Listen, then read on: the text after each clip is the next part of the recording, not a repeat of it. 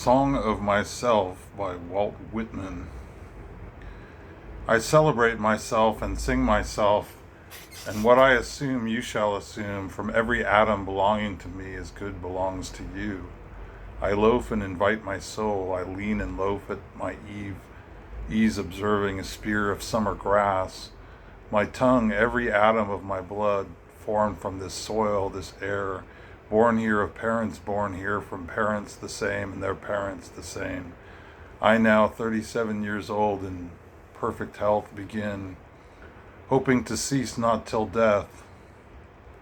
Creeds and schools in abeyance, retiring back in while sufficed it's what they are but never forgotten. I harbor for good or bad, I permit to speak at every hazard.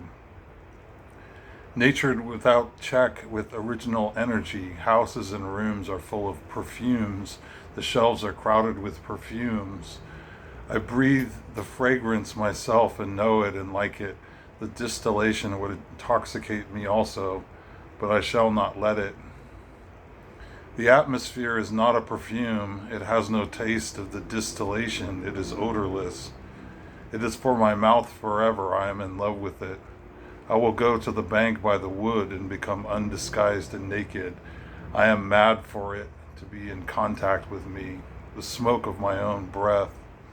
Echoes, ripples, buzzed whispers, love roots, silk thread, crotch and vine, my respiration and inspiration, the beating of my heart, the passing of blood and air through my lungs, the sniff of green leaves and dry leaves, and the shore of dark-colored sea rocks, and of hay in the barn, the sound of the belched woods and my voice loose in the eddies of the wind, a few light kisses, a few embraces, a reaching around of arms, the play of shine and shade on the trees as supple boughs wag, the delight alone, or in the rush of the streets or along fields and hillsides, the feeling of health, the full noon trill, the song of me rising from bed and meeting the sun. Have you reckoned 1,000 acres much? Have you reckoned the earth much? Have you practiced so long to learn to read? Have you felt so proud to get at the meaning of poems?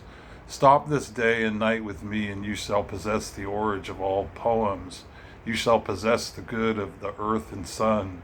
There are millions of suns left. You shall no longer take things at second or third hand, nor look through the eyes of the dead, nor feed on the specters in books. You shall not look through my eyes either, nor take things from me. You shall listen to all sides and filter them for yourself. I have heard what the talkers were talking, the talk of the beginning and the end. I do not talk of the beginning or the end.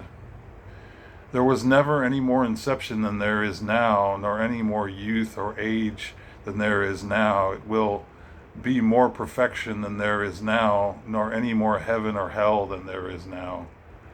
Urge and urge and urge, always the procreant urge of the world.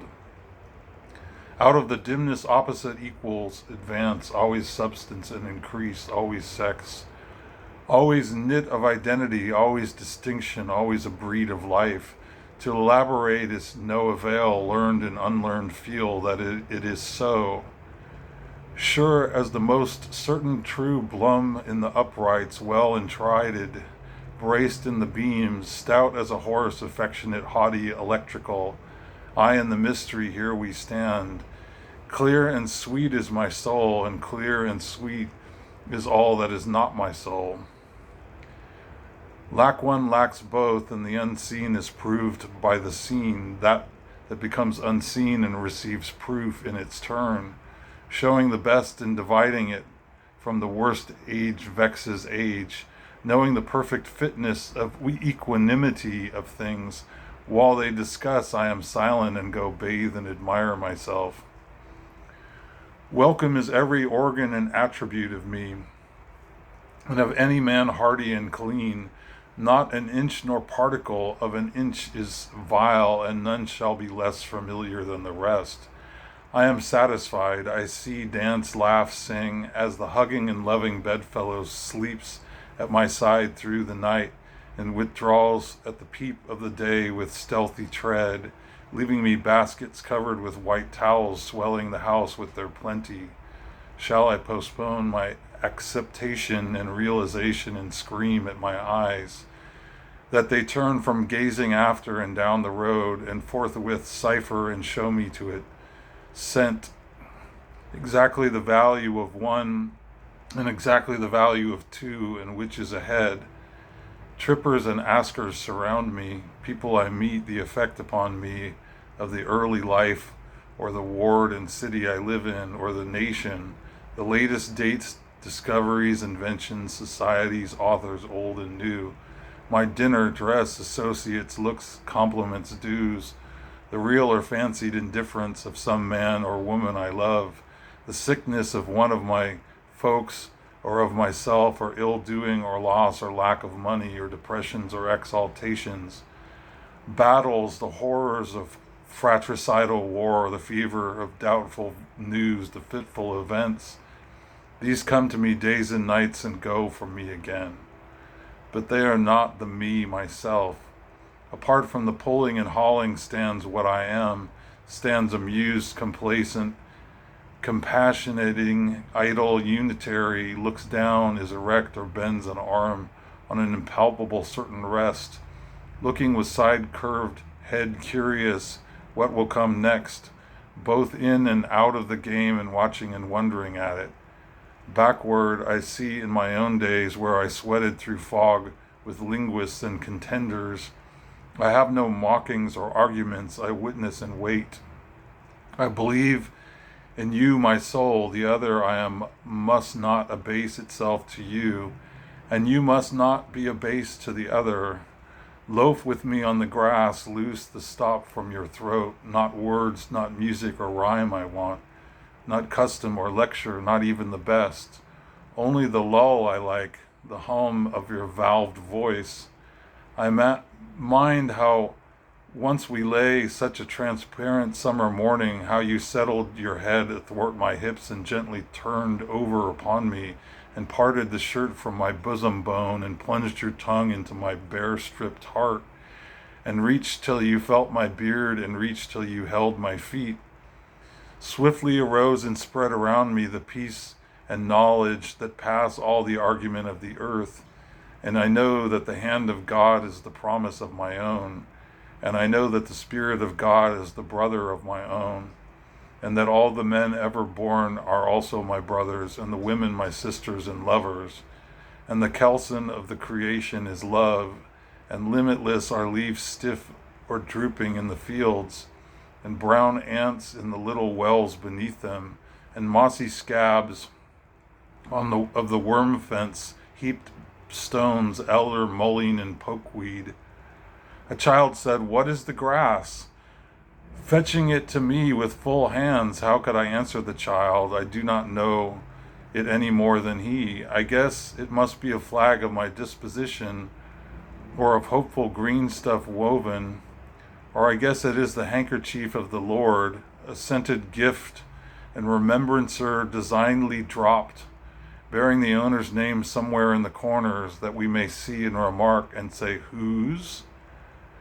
Or I guess the grass is itself a child that produced babe of the vegetation, or I guess it is a uniform hieroglyphic and it means sprouting alike in broad zones and narrow zones, growing among black folks and among white, Canuck, Tuckahoe, Congressman, Cuff. I give them the same, I receive them the same, and now it seems to me the beautiful uncut hair of graves. Tenderly will I use your curling grass. It may be you transpire from the breasts of young men. It may be, if I had known them, I would have loved them. And it may be you from old people or from offspring taken soon out of their mother's laps. And here you are, the mother's laps. This grass is very dark to be from the white heads of old mothers, darker than the colorless beads of old men, dark to come from under the faint red roofs of mouths, where I perceive after all so many uttering tongues, and I perceive they do not come from the roofs of mouths for nothing. I wish I could translate the hints about the dead young men and women, and the hints about old men and mothers and the offspring taken soon out of their laps. And what do you think has become of the young and old men, and what do you think has become of the women and children? They are alive and well somewhere. The smallest sprout shows there is really no death, and if there was, it led forward life and does not wait at the end to arrest it and cease the moment life appeared. All goes onward and outward, nothing collapses, and to die is different from what anyone supposed and luckier. Has anyone supposed it to be lucky to be born? I hasten to inform him or her it is just as lucky to die, and I know it. I pass death with the dying and birth, with the new washed babe. I am not contained between my hat and boots, and peruse manifold objects, no two alike, and everyone good, the earth good, and the stars good, and their adjuncts all good. I am not an earth nor an adjunct of the earth. I am the mate and companion of people, all just as immortal and fathomless as myself. They do not know how immortal, but I know how. Every kind for itself and its own, for me, mine male and female, for me, those that have been boys and that love women, for the man that is proud and feels how it stings to be slighted, for the sweetheart and the old maid, for mothers and the mothers of mothers, for the lips that have smiled, eyes that have shed tears, for the children and begetters of children. Undrape, you are not guilty to me, nor stale or discarded. I see through the broadcloth of gingham whether or no I am around, tenacious, acquisitive, tireless, and cannot be shaken away.